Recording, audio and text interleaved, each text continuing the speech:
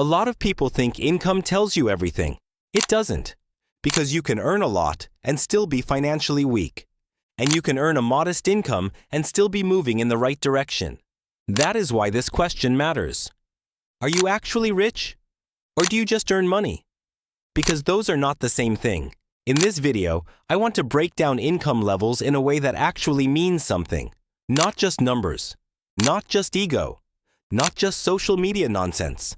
I want to talk about what income really changes, what it does not change, and how to tell whether your income is making you stronger or just helping you hide problems better. Because a lot of people are not rich. They are just expensive, and that difference is huge. Let's start with the first truth. Income is not wealth. Income is what comes in. Wealth is what stays. Income is the flow of money. Wealth is position. Income is what you earn this month. Wealth is what would still matter if your income stopped next month. That is the first distinction people need to understand. Because when someone says, "I make good money," that sounds impressive. But the real follow-up question is, how much of it do you actually keep? How much of it turns into assets?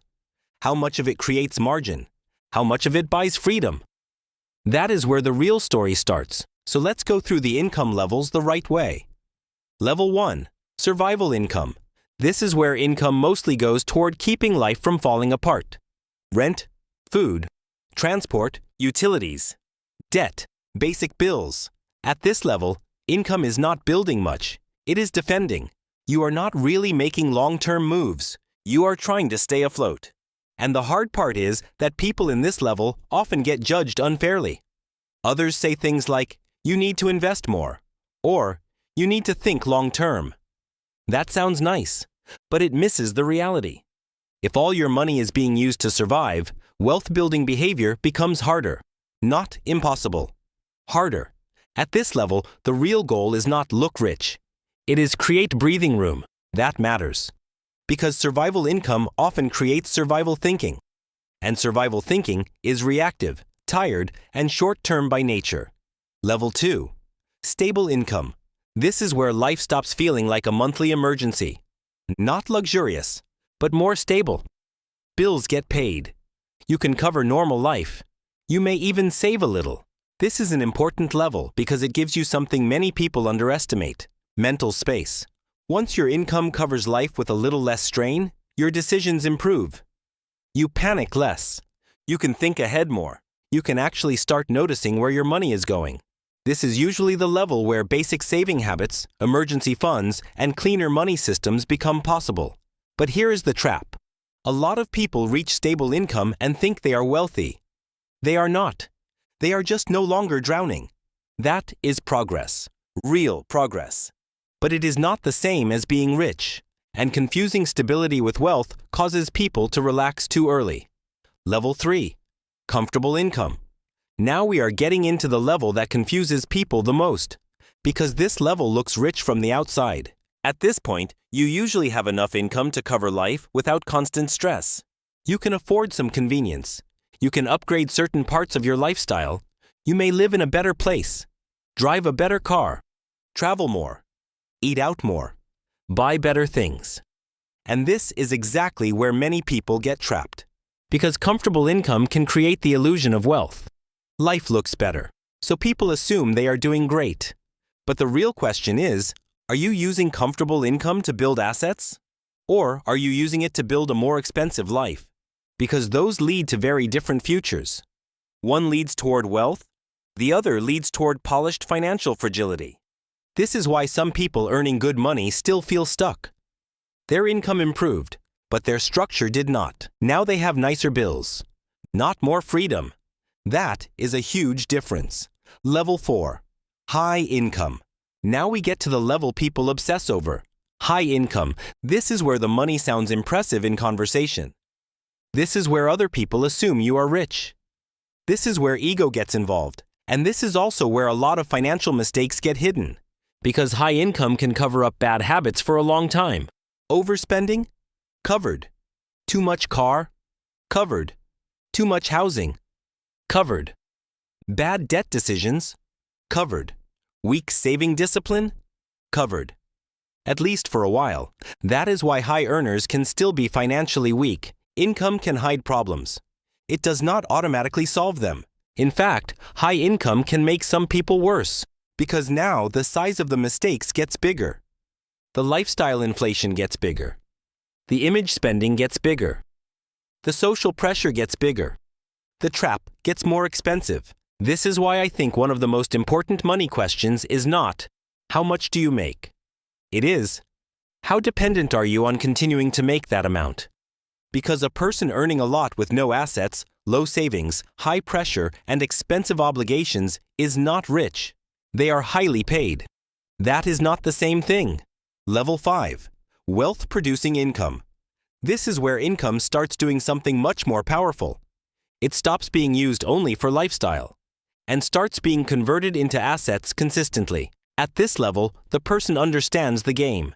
They know that income is only valuable if it helps create ownership, margin, and future cash flow. So instead of spending every upgrade, they buy time. They buy optionality. They buy peace. They buy assets. This is where income becomes a tool for building actual wealth. Now the money coming in is feeding something bigger than monthly life. It is feeding investments, businesses, cash reserves, retirement accounts, index funds, maybe real estate, maybe other assets. Whatever the specific vehicle, the pattern is what matters. Income is being turned into something that can outlive the next paycheck. That is a completely different level of financial life, because at this point, your income is no longer just helping you look better.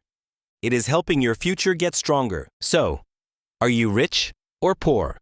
Here is the honest answer. It depends less on your income number than most people think, because being poor is not only about low income, and being rich is not only about high income. You can feel poor on a high income if your obligations are too heavy, your spending is too inflated, your debt is too high, your margin is too low, your money disappears as fast as it arrives, and you can be moving toward wealth on a moderate income if your lifestyle is controlled, your savings are growing, your assets are building, your margin is improving, your future is getting less fragile. That is why this conversation needs more depth. The world loves visible income, but invisible strength matters more. A big paycheck with no structure is loud but weak. A smaller paycheck with discipline and ownership may be quiet, but it is often going somewhere. Now let me make this even clearer. Here are the better questions to ask. Do I have breathing room? Do I have an emergency fund? Am I building assets? Could I survive a disruption? Am I getting stronger each year? Or just more expensive? Those questions tell you much more than income alone, because rich is not just a number. It is a condition. It is a position. It is the ability to live with less panic, more choice, and more resilience. That is why two people can earn the same amount and be in completely different financial worlds. One person earns well and builds wealth. The other earns well and performs wealth. One gets stronger, the other gets shinier. That is not the same outcome. Here is the real trap. A lot of people do not want to know where they actually stand. They want the emotional comfort of their income title. 6 figures, good salary, top earner, whatever the label is.